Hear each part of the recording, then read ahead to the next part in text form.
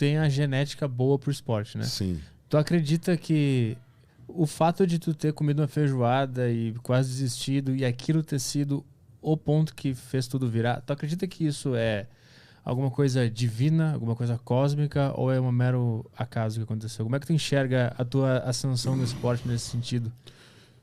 Nada nessa vida é por acaso, cara, porque não só esse fato, né?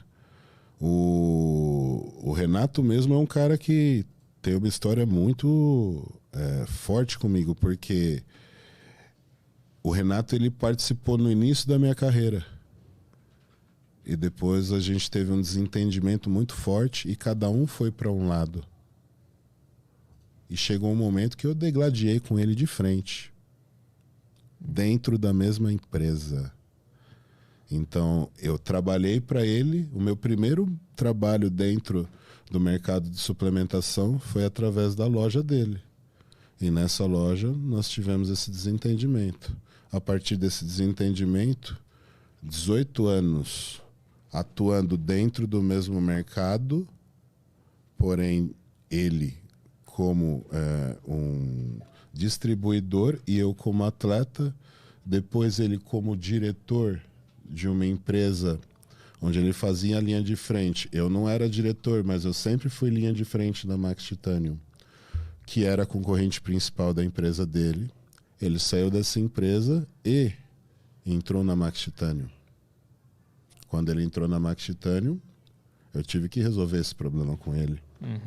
Aonde, o que acontecia? O Renato ele tinha toda a exposição para poder fazer qualquer empresa a qual ele atuasse crescer, e eu tinha o reconhecimento, porque toda a minha carreira, tanto atuando como atleta, quanto como formador de atletas exponenciais no Brasil. Hoje o Brasil é dominado, a maioria dos atletas que dominam o esporte fora do Brasil, brasileiro que está em alta, todos passaram comigo. Todos foram meus atletas. Todos foram eu que iniciei dentro do esporte. Então isso fez um know-how muito forte. Então com a entrada do Renato, eu tive que aprender a passar por cima de problemas pessoais que eu tinha, e muito orgulho também. Entender que apesar dos pesares, aquilo era um desentendimento apenas e que a vida continuava e que ali ainda poderia ter amizade. Então a partir daquele momento, nós começamos a trabalhar juntos, porém não amigos. E se a ideia era fazer a Max Titanium, que é a nossa empresa, crescer, que nós iríamos fazer o possível e o impossível para que isso acontecesse. Chegou um momento, cara, que cruzou as ideias. Por quê? Porque eu queria era a mesma coisa que ele queria, só que havia formas e formas de se trabalhar. O que o Renato fez? Ele mostrou para mim que a forma que ele trabalhava era mais eficiente que a minha, e que se a minha dava certo daquele jeito, se eu fizesse daquilo que ele estava falando, iria dar mais certo ainda. Eu aceitei o bom conselho. Como eu falei para você, eu não sou da área virtual, eu sempre fui da área técnica. Então, quando eu aceitei o bom conselho do Renato, aquilo alavancou de uma maneira ao qual a empresa alavancou, o Renato alavancou e eu alavanquei também. Então, foi uma união que só trouxe positivismo tanto para a empresa quanto para a nossa vida social, porque hoje eu e o Renato também temos uma grande amizade.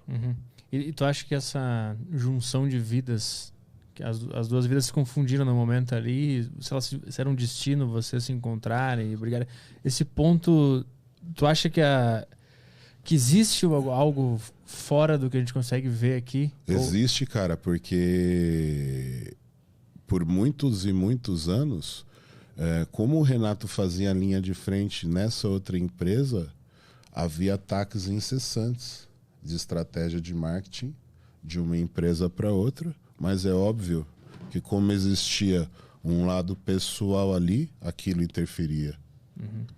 Entendeu? Então ali não era só trabalho, era pessoal.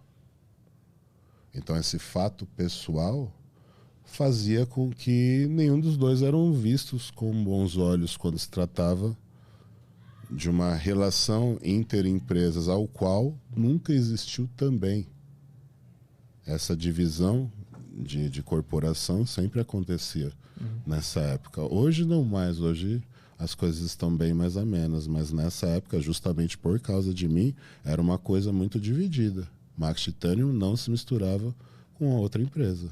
Olhando para trás, sobre essa situação, o que tu aprendeu? Onde é que tu tava teu erro nessa situação? Ah, cara, orgulho, né? Orgulho só te leva pro buraco. Você precisa estar sempre aberto ao novo. Você tem que estar sempre preparado para aprender. Porque nessa vida você não é sempre que você vai ensinar. Então eu sou um cara que eu sei reconhecer que eu tenho que aprender muito e eu sempre vou estar aberto a querer aprender e entender mais, independente do assunto que seja. E entender mais hoje do mercado virtual, o que acontece na internet, como que você deve usar os gatilhos emocionais para conseguir fazer essa mensagem que você precisa levar para um maior volume de pessoas possíveis. Isso eu devo tudo a ele. O orgulho que tu diz era, tipo assim, eu sou campeão, ganhei várias coisas aqui. Exatamente, porque é exatamente onde a gente cai naquele critério. Porque o que acontece? O Renato, ele tem uma carreira de atleta e tem uma carreira de atleta que tem um reconhecimento esportivo. Ele é um campeão de campeonatos expressivos. Mas o fato de o Renato trabalhar fortemente dentro da internet e de uma forma diferente de apresentar o produto, porque o Renato ele consegue apresentar o produto de uma forma que ele se torne atraente. E é isso que as pessoas não entendem, é o como fazer a coisa. O Renato, ele é um apresentador.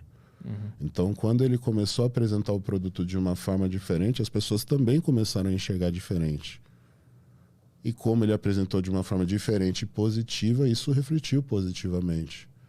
Quando eu percebi que era aquilo, eu mudei completamente a postura. Quando eu mudei a postura, eu entendi o que estava acontecendo. Eu realmente estava sendo um cara chato. A tua barreira era tipo, não entender o que ele estava fazendo. Aquilo estava atrasando o meu lado, aquele orgulho. Entendi, tu não conseguia entender o marketing atrás do Exato, negócio. não conseguia entender o que era o marketing que existia atrás de uma história.